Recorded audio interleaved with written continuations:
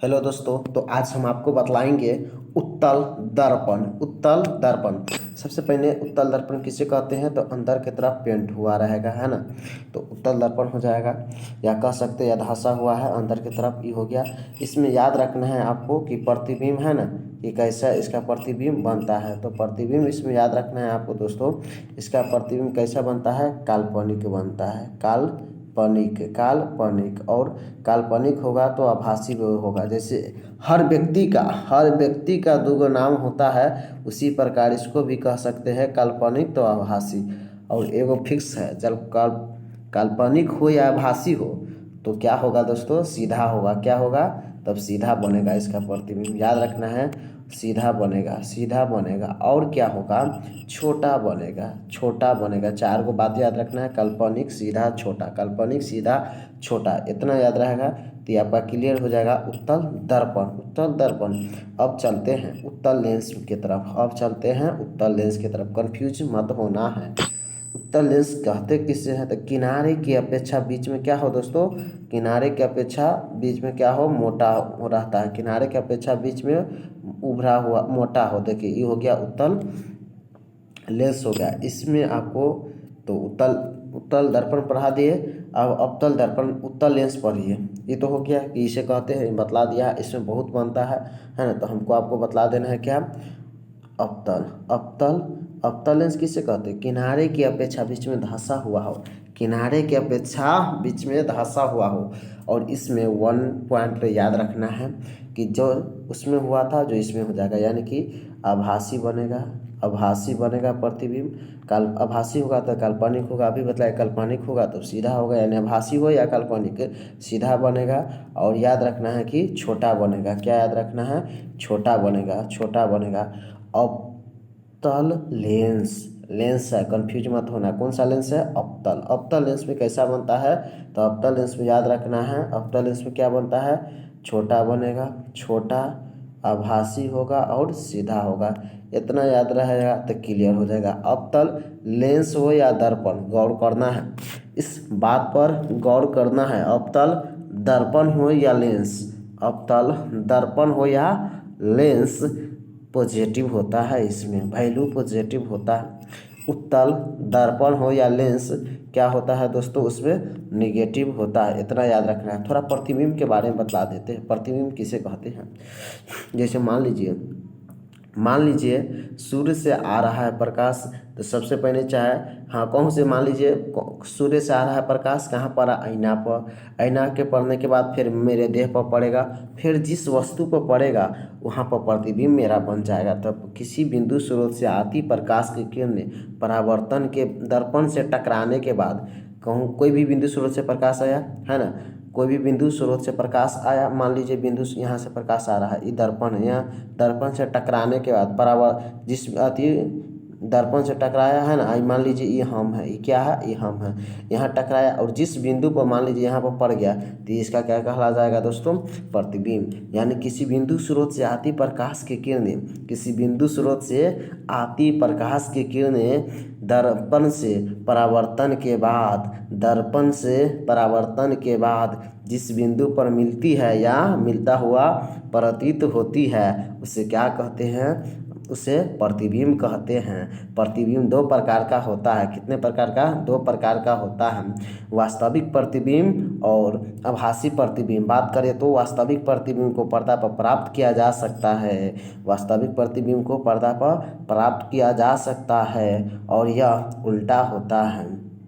यह कैसा होता है? उल्टा होता है। वास्तविक प्रतिबिंब को पर्दे पर प्राप्त कर लेंगे, लेकिन यह कैसा होगा दोस्तों? तो यह उल्टा होगा। यह कैसा होगा? उल्टा होगा। इतना आपको याद रखना है, ठीक ना। और बात करें तो आभासी प्रतिबिंब, तो आभासी प्रतिबिंब इसका जस्ट उल्टा हो जाएगा। आभासी प्रतिबिंब की बात करें तो इसे पर्दा पर प्राप्त नहीं किया जा सकता है और वह सीधा होगा। और वह क्या होगा दोस्तों?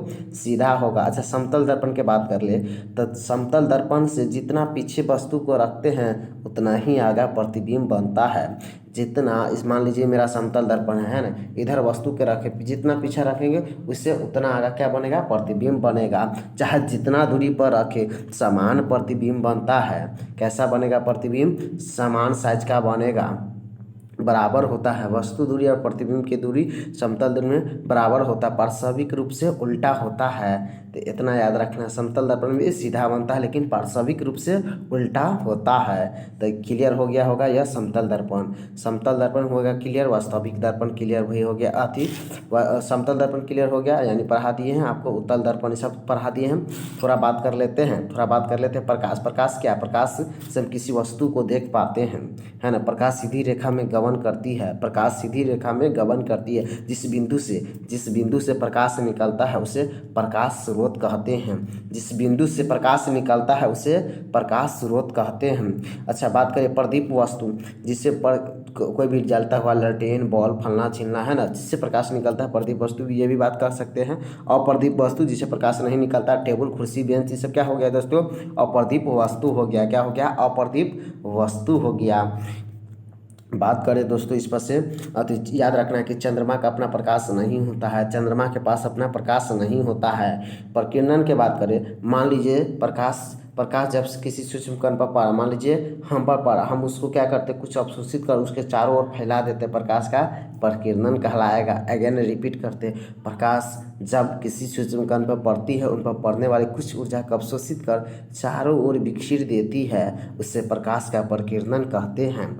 अच्छा, बात करें प्रकाश की किरण किससे कहते हैं, तब प्रकाश की किरण, मान लीजिए हम टॉर्च बारे, जो प्रकाश सीधी रेखा में जाएगी उसे प्रकाश की किरण कहेंगे। जो प्रकाश सीधी रेखा में जाएंगे उसे प्रकाश की हम किरण कहते हैं। मान लीजिए हम क्या जला रहे हैं, मोमबत्ती जला रहे हैं, तो मोमबत्ती जला रहे हैं तो जो प्रकाश सीधी रेखा में जाएगा उसे प्रकाश का किरण कहेंगे। और किरण आरेख इसको पद को दर्शाता है, उसे किरण आरेख कहते हैं, उसे किरण आरेख कहते हैं। तो ये दोनों पॉइंट क्लियर हो गया। आ जाते हैं प्रकाश का किरण पुंज किसे कहते हैं।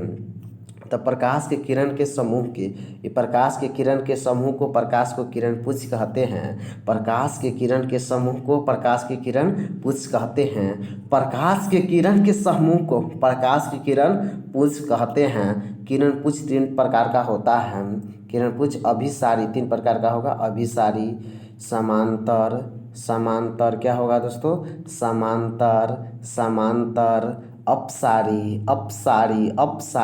अभिसारी किसे कहते हैं? तो अभिसारी दोस्तों बहुत इजी है। अभिसारी हम आपको बतला देते हैं कि प्रकाश की किरण पुंज में, कहाँ? प्रकाश की किरण पुंज में जब प्रकाश की किरणें एक बिंदु पर आके मिलती है या मिलती हुई प्रतीत होती है, उसे दोस्तों क्या कहते हैं? उसे हम अभिसारी किरण पुंज कहते हैं। उसे अभिसारी किरण पुंज कहते हैं। प्रकाश की किरण पुंज में प्रकाश की किरणें एक बिंदु पर आके मिलती है या मिलता हुआ प्रतीत होती है, उसे हम क्या कहते हैं दोस्तों? अभिसारी किरण पुंज कहते हैं। समांतर किरण पुंज किसे कहते हैं? तो प्रकाश की किरण की किरण जब एक दूसरे के समांतर होता है तो उसे क्या कहते हैं? उसे समांतर किरण पुंज कहते हैं।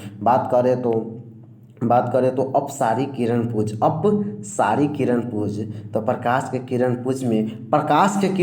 पुंज में जब प्रकाश की किरणें एक बिंदु से फैली चली जाती है उसे क्या कहते हैं? अपसारी किरण पुंज कहते हैं। प्रकाश के किरण पुंज में प्रकाश की किरणें एक बिंदु से फैली चली जाती है तो उसे क्या कहते हैं? उसे हम अपसारी किरण पुंज कहते हैं। तो ये भी पॉइंट क्लियर हो गया होगा। अब आ जाते हैं पारदर्शी। प्रकाश जब किसी पदार्थ से, मतलब प्रकाश जब किसी एक कोई भी प्रकाश कह सकते हैं दोस्तों, प्रकाश जब आर पार किसी वस्तु से हो जाता है पारदर्शी पदार्थ कहलाएगा, है ना। जैसे पानी, कांच, ये सब हो गया। जिस कोई भी पदार्थ से जब प्रकाश आर पार हो जाएगा पारदर्शी पदार्थ कहलाएगा। पारभासी वह पदार्थ जिससे प्रकाश का एक छोटा सा भाग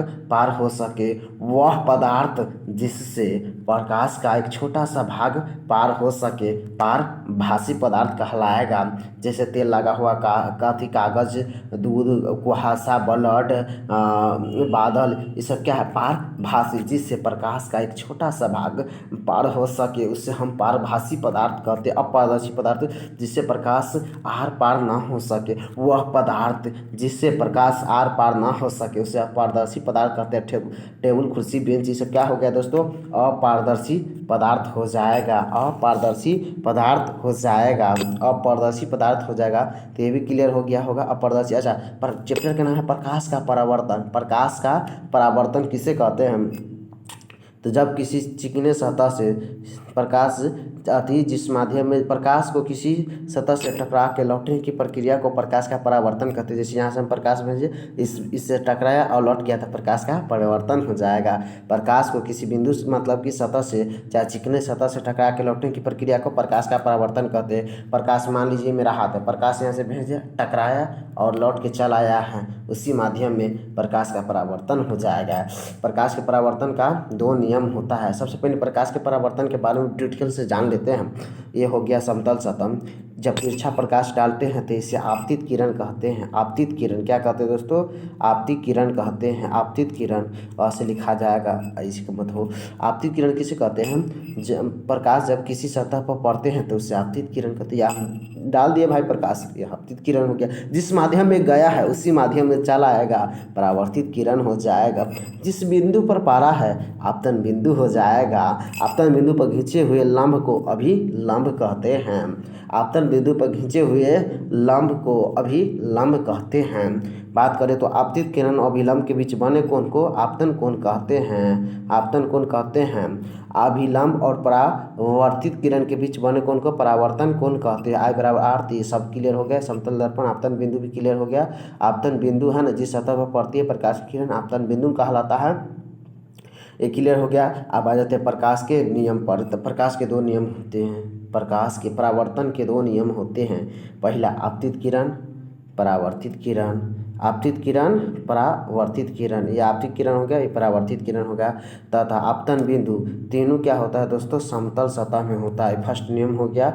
बात करें सेकेंडरी नियम के, तो आपतन कोण परावर्तन कोण के बराबर होता है, यानी कि I बराबर R होता है। I बराबर क्या होता है दोस्तों? I बराबर R होता है। I बराबर R। तो ये हो गया दोस्तों, क्या हो गया? प्रकाश के परावर्तन के 2 नियम हो गया।